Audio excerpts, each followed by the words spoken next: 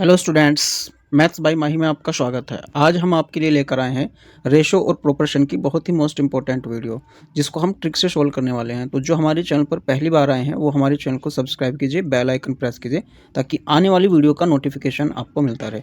और वीडियो के अंत में कमेंट सेक्शन में कमेंट करना ना भूलें। तो वीडियो को लास्ट तक देखते रहें। चलते हैं अपने पहले क्वेश्चन पर। हमारा पहला क्वेश्चन है, नीचे दिए गए पर्सन में पर्सन चिन्ह के स्थान पर क्या आएगा। तो ये जो चार संख्या है, ये तीन संख्या है हमारी, जो 4 और 13 के साथ जो रेशो है वही 64 का और जो यहाँ संख्या है उसके साथ सेम रेशो रहने वाला है। तो अगर चार संख्या समानुपात में होती हैं तो हमेशा ध्यान रखना कि जो लास्ट की और जो पहली संख्या होती हैं उनका जो गुणनफल होता है वो मिडिल की जो दो संख्या होती हैं उनके गुणनफल के बराबर होता है। तो यहाँ पर हम x मान के करते हैं, इस 4 की गुना करेंगे और इस x की गुना करेंगे और सामने जो रखेंगे ये 13 और 64 की गुना रखेंगे।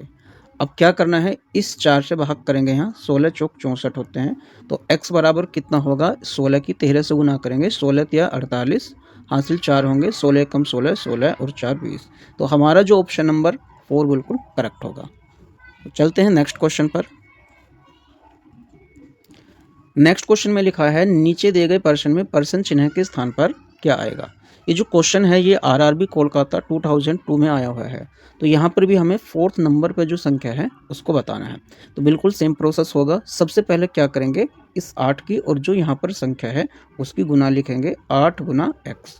सामने लिखेंगे ये 28 और गुना 27। अब क्या करना है, ये जो 8 है वो गुना में आएगा, तो x बराबर 28 गुना 27 और डिवाइड बाई 8।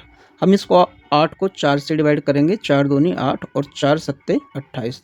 अब क्या करना है, इस 7 की और 27 की गुना करेंगे, 7 सत्ते 49 का 9 का, हासिल 4, 7 दूनी 14 और 4 18।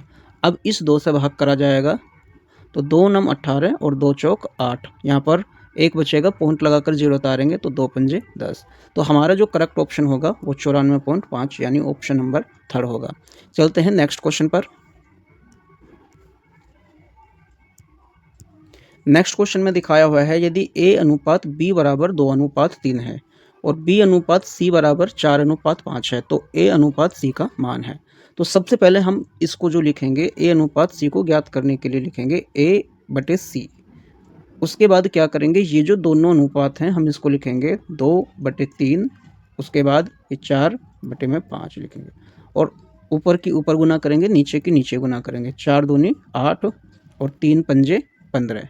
तो जो ए और सी का रेशो होगा वो 8 अनुपात 15 होगा। तो जो हमारा ऑप्शन होगा वो ऑप्शन नंबर ये बिल्कुल करेक्ट होगा। तो चलते हैं नेक्स्ट क्वेश्चन पर। नेक्स्ट क्वेश्चन में दिया हुआ है कि यदि a अनुपात b बराबर 3 अनुपात 5 है और b अनुपात c बराबर 2 अनुपात 3 है तो a अनुपात b अनुपात c का मान होगा। तो यदि दो अनुपात दिए हैं और हमें तीन संख्याओं का अनुपात ज्ञात करना हो तो सबसे पहले हम क्या करेंगे, ये जो अनुपात दिया हुआ है और ये जो अनुपात दिया हुआ है इनको लिखेंगे।